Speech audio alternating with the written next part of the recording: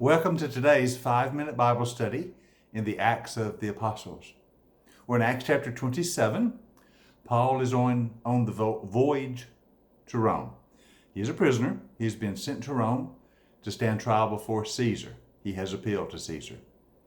Now, we saw in our last session that the ship he traveled on coasted along Asia Minor and then moved to the island of Crete. Now, it was clear by this time that they could not make it to Rome before winter set in. Once you get to November, sailing is not allowed. So they're going to have to winter on the island of Crete, but now there's a discussion about what to do. They're on the east coast of Crete, a place called Fair Havens, which is a harbor, but not the great harbor. So the owner of the ship wants to sail a little further to the west to Phoenix, which is on the western part of Crete, which is a better harbor to winter in. Paul advises them against this. He says in verse 10, "Men, I can see that our voyage is going to be disastrous and bring great loss to ship and cargo, to our own lives also." But they don't listen to Paul. Paul was a well-seasoned traveler. He understood the dangers, but they didn't listen to Paul. They decided to sail and try to make it all the way to the other end of the island, to Phoenix, a better harbor for the winter. That's when disaster strikes. It says a gentle south wind began to blow, in verse 13. They saw their opportunity, so they weighed anchor, sailed along the shore of Crete. But before very long, a wind of hurricane force called the northeaster swept down from the island. The ship was caught by the storm, could not hit into the wind. They gave way to it and were driven along. We took such a violent battering from the storm, Luke says in verse 18, that the next day they began to throw cargo overboard. On the third day, we threw the ship's tackle overboard.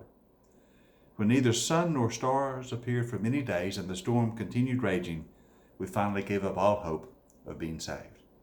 So they were caught in this terrible storm. They were swept away from Crete out into the Mediterranean, and after several days, they gave up all hope that they could be saved. But that's when Paul speaks up again. He addresses the crew that had given up all hope. He says, "Men, you should have taken my advice not to sail from Crete." Now, he can't resist saying, "I told you so," but we can understand that.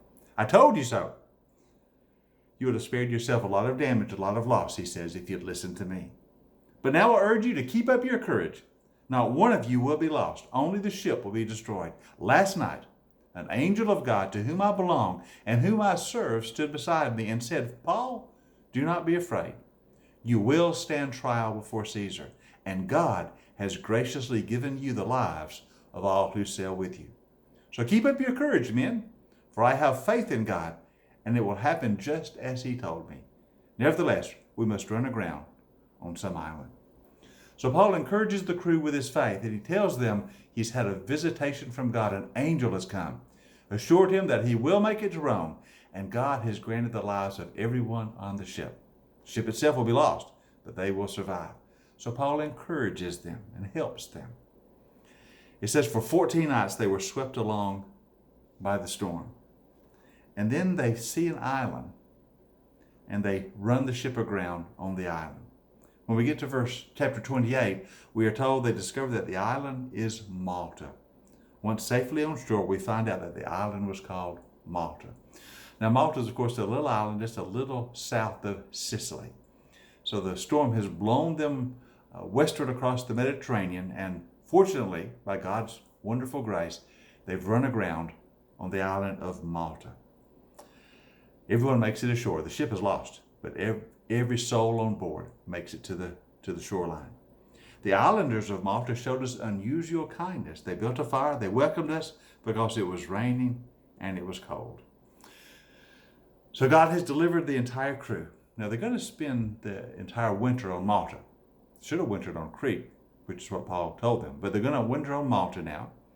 We're told in verse 7, there was an estate nearby that belonged to Publius. He was the chief official of the island. He welcomed us to his home. He showed us great generosity. His father was sick in bed, suffering from a fever and dysentery. So Paul went in to see him, and after prayer, placed his hands on him and healed him.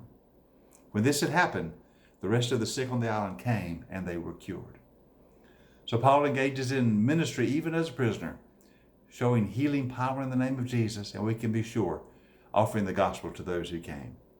We were honored in many ways, Luke says, and after the winter there, when we were ready to sail, they gave us the supplies we needed. We spent 3 months on the island, and then we put out to sea in a ship that had wintered on the island, an Alexandrian grain ship. So we boarded that ship and we sailed. We put in at Syracuse, stayed there for 3 days. From there we set sail and arrived at Rhegium. They're now in Italy. We traveled up the Appian Way, Luke tells us, and finally we came to Rome. In verse 16 it says, when we got to Rome, Paul was allowed to live by himself with a soldier to guard him. So at the end of a interesting sea voyage, a shipwreck, the winter spent on Malta, they finally make it to Italy, and they finally arrive in Rome. Paul is delivered by Julius the centurion into the hands of the emperor's court. He's placed under house arrest. He's not put in prison, but he's placed under house arrest. A soldier is there to keep guard over him. His friends are allowed to attend him, and he is to wait in the home under house arrest until his trial is ready to be held before Caesar. We're in the springtime now of AD 60, 30 years since the gospel began, 30 years since the resurrection of Jesus, 30 years since the day of Pentecost. And now Paul, the apostle, is in the capital city of Rome. He's going to stand trial before Caesar, but he's also going to present the gospel in the very heart of the Roman Empire. We'll look at what happens next in our next session of the Acts of the Apostles. You have a great day, and I'll see you next time for our 5-minute Bible study in the Acts.